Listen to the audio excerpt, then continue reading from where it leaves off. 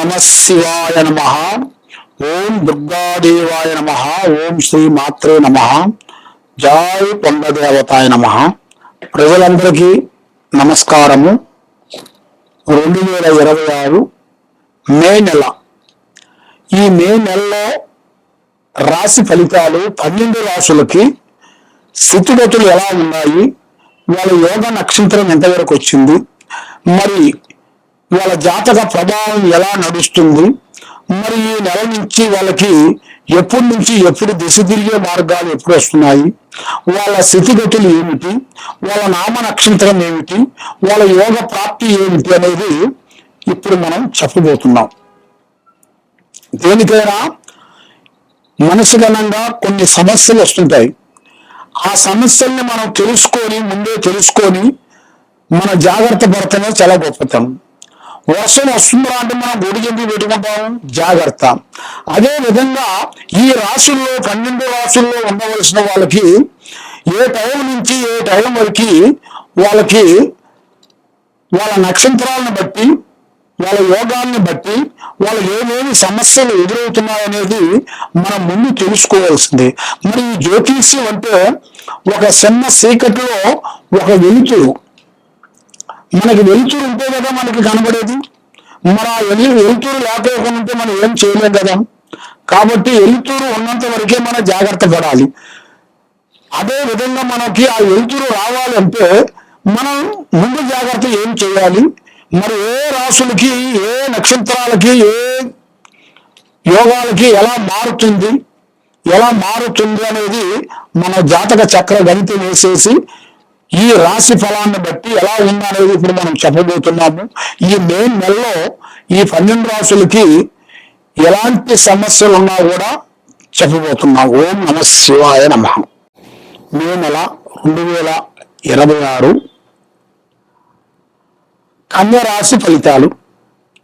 ఈ కన్య రాశిలో ఉండవలసిన వాళ్ళకి అదృష్ట బలము, జీవిత బలము, యోగ బలము, ధన బలము, స్థాన బలము, పూజ బలం.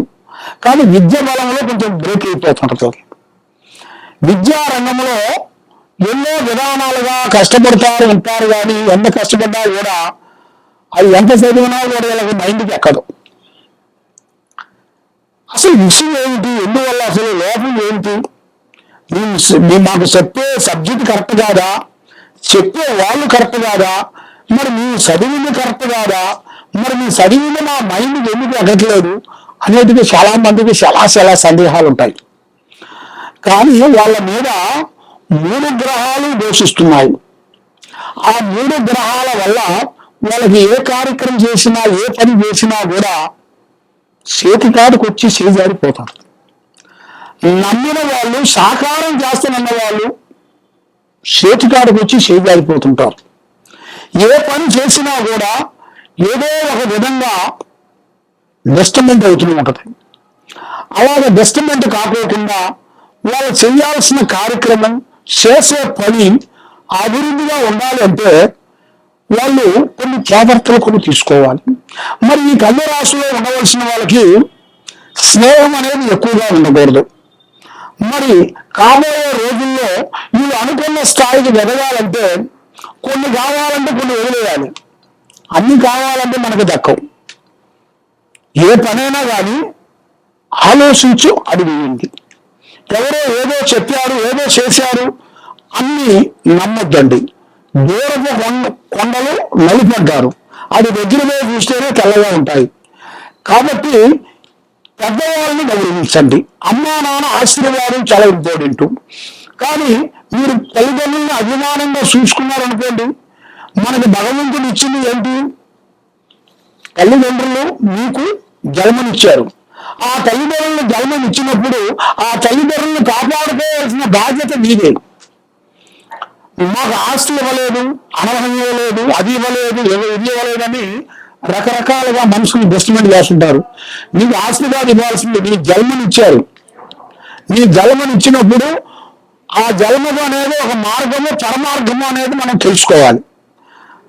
దాని గురించి మనం పెద్దవాళ్ళని, తల్లిదండ్రులని గౌరవించి వాళ్ళకి ఏ సేవ చేయాలో ఆ సేవ చేస్తే మీకు ఆ భగవంతుడు అన్నవాడు మీకు తప్పకుండా లక్ష్మీ కటాక్షం, మళ్ళా ఆరోగ్య కటాక్షం మీకు తప్పకుండా ఇస్తాడు. కాబట్టి మీరు ఒక తప్పు చేశారనుకోండి, మళ్ళా మీ జనరేషన్లో మీ కొడుకు కూడా అలాగే చేస్తాడు. మళ్ళీ మీ కొడుకు అలాగే చేశాడనుకోండి, ఆయన కొడుకు అలాగే చేస్తాడు. ఆ విధంగా పోతుంటుంది అన్నమాట. కాబట్టి మనం తప్పు చేయకుండా అభివృద్ధిగా ఉండేట్టుగా అందరూ బాగుండాలి, దాంట్లో మనం ఉండాలని కోరుకునే మనస్తత్వం కలిగిన వాళ్ళు మీరు.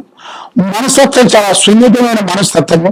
కాబట్టి స్త్రీ నుంచి వాళ్ళకి అదృష్ట యోగం కలిసి రాబోతుంది. ఒక స్త్రీ నుంచి ఎన్నో రోజుల నుంచి ఎదురు చూస్తున్న కార్యక్రమాలకి ఎదురయ్యే మార్గము అతి వేగంగా ఆ స్త్రీ నుంచి వాళ్ళ లైఫ్ లో అనేది ఒక టర్నింగ్ పాయింట్ అనేది అవుతుంది. ఒక లక్. మరి ఎన్నో రోజుల నుంచి సంపాదించిన ఆస్తులు కూడా ఒక సంవత్సరంలో సంపాదించేస్తారు. ఎందువల్ల అది అదృష్ట యోగం అంటారు. ఆ అదృష్ట యోగం వాళ్ళకి తలుపు తట్టబోతుంది. ఇలాంటప్పుడే వీళ్ళు కొన్ని జాగ్రత్తలు ఉండాలి. కొన్ని చెడు వ్యసనాలకు కానీ, చెడు స్నేహాలకు కానీ, అలాంటి విషయాల్లో కొంచెం జాగ్రత్త పడండి. దానివల్ల మీకు చెడే కానీ నష్టం అనేది ఉండదు. కాబట్టి చెడే ఉంటుంది కానీ మంచి అనేది ఉండదు మీకు. కాబట్టి మీరు ఎన్నో రోజుల నుంచి ఎదురు చూస్తున్న విజయాలని అభివృద్ధిగా పొందే మార్గాలు దగ్గరికి వచ్చేసినాయి. కాబట్టి తప్పకుండా ఈ కింద కావాల్సిన నెంబర్కి ఒకసారి మాకు సంప్రదించినట్లయితే మీ పేరుని బట్టి, మీ సమయాన్ని బట్టి, మీ యోగాన్ని బట్టి మీకు ఏం జరుగుతుందో అనేది, మీ ఇంట్లో ఏముంది, మీ ఒంట్లో ఏముంది, మీ మీద ఏమేమి జరుగుతుంది అనేది కూడా మొత్తం చూసి జాతక రిజిస్టర్ వేసి అన్ని విషయాలు చూసి చెప్పగలుగుతాం. సర్వే జనా సుఖినో భవంతు. ఓం నమః శివాయ నమః. శ్రీ సమ్మక్క సారలమ్మ మహాశక్తి పీఠం. ఈ శక్తి పీఠంలో మేము శ్రీ కుబేర పూజా బలం చేసి ఎంతో మంది ప్రజలు ఎన్నో విధానాలుగా బాధపడుతూ మరి వాళ్ళకి మనశ్శాంతి లేక, డబ్బులు లేక, వచ్చిన డబ్బులు నిలబడకోకుండా ఉండటం, మానసికమైన ఒత్తిడి, పిల్లలకి చదువులో ఇబ్బంది, తల్లిదండ్రులకు భార్యాభర్తల్లో కూడా వైవాహిక జీవితంలో కొన్ని ఇబ్బందులు, ఇలాంటి సమస్యలతో కుటుంబంలో, వ్యాపారంలో, బిజినెస్ లో, రియల్ ఎస్టేట్ లో ఎన్నో బాధలు పడుతూ ఉండవలసిన వాళ్ళందరికీ మా శ్రీ సమ్మక్క సారక్క అమ్మవారు ట్రస్ట్ తరఫు నుంచి మేము కుబేర కుంకుమని పూజా బలం చేసి ప్రజలందరికీ ఇస్తున్నాము.